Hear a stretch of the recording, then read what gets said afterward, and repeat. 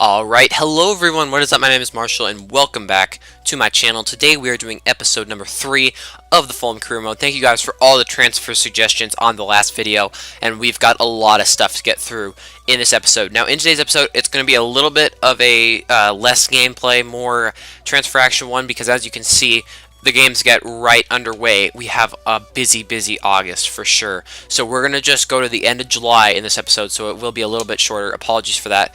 But I want to try to be done with all of transfer business before we get into the beginning of the championship season. So let's get talking about that. And so I'm going to go through the transfers that I think we're going to make. Now, in terms of keepers, we were going to look into someone, but I'm just going to wait until January, I think, and grab somebody on pre-contract, because these two guys are probably good enough for the championship just this first season, but they won't be around next season for sure. Neither of them are that good. I think David Button is going to be my starting keeper.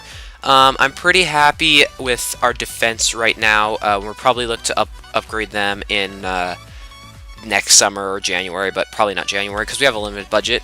Central midfield, I think, is something that we'll hold off until January, because I'd like to get a new center midfielder in for sure in this first season, but I think the more pressing issue is at striker, because I'm not crazy about any of these guys, and I don't know if I mentioned this, but Syriac and Chris Martin are both on loan actually, and it would be cheaper, I did the math out, if we just recall, or if we terminated these guys' loans, both of them, we'd actually end up with more transfer money than we would before. So I think out of these two, I don't really like either of them. Sone Aluko is definitely not the player that I want to lead the line this season, so I'd like to get an out-and-out striker. You guys have suggested some, so let's take a look at them. Alright, so thank you all for your suggestions. There were quite a few players that we will look to bring in from the shortlist over the course of this whole series. Now, these two were suggested by one person in the comments, Christian Pavone and Marcus Coco. They both have incredibly high potentials. They're listed as right midfielders, but both of them can play as strikers. However, I think both of them are probably going to be out of our price range, but we are scouting them. But I just think they're going to be a little bit too expensive, because remember, we only have like 4 million to work with here. And so these are the rest. We've got Britta Sambalonga, somebody who's not that much of an improvement over the people that we have, and while I do think he's a realistic signing, I don't know if he's exactly what we want, but he's a nice somebody that we could look to fall back on. As you can see, he has good physical stats, but other than that, I'm not too crazy about him. Lucas Boye recently joined, so I can't sign him in this first season. Same with him, and Khalifa Koulibaly, somebody that we might look at. I'm not too sure. I think, though, the four, I've narrowed it down to 4, I think. Well, obviously, these are the 4 that I think we're most likely to be able to afford in this first season. Obviously, these aren't my 4 top choices out of best players. Those would go to the 2 right midfielders that we looked at. Probably this Lucas Boye person. But I think Mbawana Ali Samata is somebody we could look at. Luciano Ilya Nestrovsky was suggested in the comment section, and I do think that he would make a pretty decent signing. I don't know, though, if he's that much of an improvement on the people that we have. And Robert Barrett is someone that I found on my own. He's actually looking pretty interesting. But I looked all these guys up on SoFIFA, but I think that I'll just show you those once again once we get the scout reports, but they are all in their mid-70s right now, so just the differing thing is potential and value, and we don't have more than 4 million to work with right now, but yeah, I think this team is looking pretty solid. This is how we're going to line up for the final of the preseason tournament against Zaragoza. I'm not too sure about Cabano at right mid, because he's not listed as a right midfielder, but I do believe that he has the traits to be one. Aluko up top, not too sure about that. We could look to go like this at some point, but then Aluko, I don't fancy him going back. But he is a 4-star skiller, and I don't think Aite is a 4-star. Oh, he actually is. Okay, so yeah, I'm just not too sure about this, but I'm pretty happy with the defense, the keeper, and these 2 center midfielders here. And we do have McDonald and Scott Parker coming in, and they're both very good options. And also, we will have Lucas Piezon when he gets back from injury at the beginning of the season. I do think he will be a good backup for Josabed. Okay guys, so this is the game against Zaragoza, and I didn't include the live version for you because I was getting kind of angry and I sounded like an idiot, and as much as I know you all would like to hear that, I'm not going to show you, so you can't listen to it. But we lost 1-0 in the preseason tournament finale, and I was quite frustrated because they scored a late winner, and I didn't really feel like they deserved it, and I always get mad when I lose, as you might notice in the Hoffenheim career mode. Anyway, so I felt like this team wasn't really getting along very well. We definitely needed a new striker, and we definitely needed a few new players just to bolster the team up just that little bit that we need to get that playoff spot, because everybody knows the championship isn't necessarily the highest quality of football, so we needed that good quality. And because of that, I was really scrambling. The championship season starts on August 5th, meaning that we really only had like 2 weeks to get our deals together, and so I was kind of panicking over the course of this episode. And again, the live comm wasn't that good, and this was actually recorded like 2 months ago, I'm not going to lie to you, and I just never got around to editing it because I was so happy with the Hoffenheim career mode.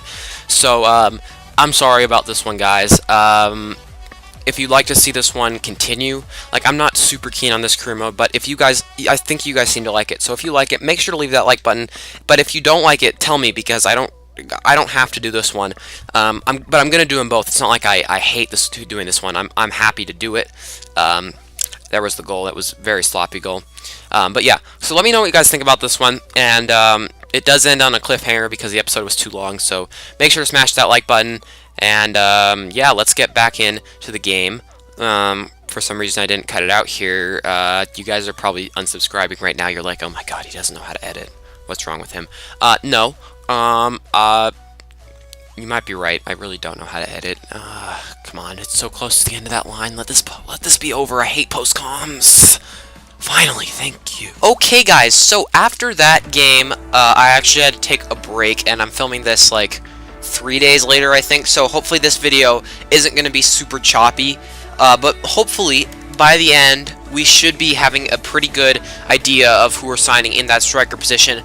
And I'm thinking after the preseason tournament, that's really what we need. Obviously, we're going to need to improve the squad a bit as we keep going further and further, but for right now, I think we're just going to try to get a really prolific striker in this first window. But we do have quite a few emails. Let's check on them. We do have some scout reports back. Schwolo's loan to buy offer doesn't work because they don't want to loan him out. And we did sell that keeper, Jesse Gironin, so he's gone. They're happy with our performance. And Sunderland are not happy with the deal. How much do we offer them? 900,000 plus Nabai. That's right, we didn't think they'd accept that. And I think we're going to pull right out of that deal. And let's check on the ratings of these players. Let's see, we've got Britta Sambalanga, 72 rated. Who are the other two? Dan Gosling and Joe Ledley. So let's see. Dan Gosling is 73 rated. And Ledley is 74, so we could possibly be looking to sign them later on in the series. Alright, we got a 2-year loan for this guy. That's good. We'll get him off the wage bill just a little bit. And look at that. All 3 of our players have gone up in training this time. Williams is now 66, Cabano 75, and Fredericks is 69. Alrighty, guys, so all the strikers that we were interested in have been scouted. So let's look here. I think we've narrowed it down to a few. I don't know exactly. Let me know what you guys think, but Baric is somebody that we were looking at, but as you can see there, he's 6 million value, so we probably won't be able to afford him now. Ilya Nestrovsky, 73 rated, 26 years old. I'm not really liking his stats. I don't know, though. There might be some room to grow there. Luciano from Leganes is interesting. I don't know. Samata has good physicals, and these two are the same rated, so let's go ahead and do a comparison to them. So as you can see, they're about the same there. As you can see, Luciano is a little bit more well-rounded. Mentally, neither of them are great. Luciano's got better ball control. Samata has slightly better finishing. They look about even to me. 23, both of them. Luciano's left-footed. He only has 2-star skill moves, but that doesn't really matter. Samata has 3-star, 3-star. So I'm not too sure about that. Koulibaly's not totally scouted yet. Asambalanga 72 at 23. He does have good physicals, but I know his potential isn't that good. And then these two are the ones that I would prefer, obviously, but I don't think we have enough money for them. Marcus Coco from Winwamp in, I think that's how you say it. Let me know if I'm wrong. From France there. And maybe we can afford him straight off the bat. I don't know. Let's put in a bid. Shall we? We'll go ahead and see. They want us 3.7. That's about right. We'll go in for 3 million straight up. See if they accept that. He's only on 11k wages too, which might make him a good signing. And Christian Pavone Probably going to be out of our price range just a little bit. Do we put in a bid for him? Let's go ahead and do it.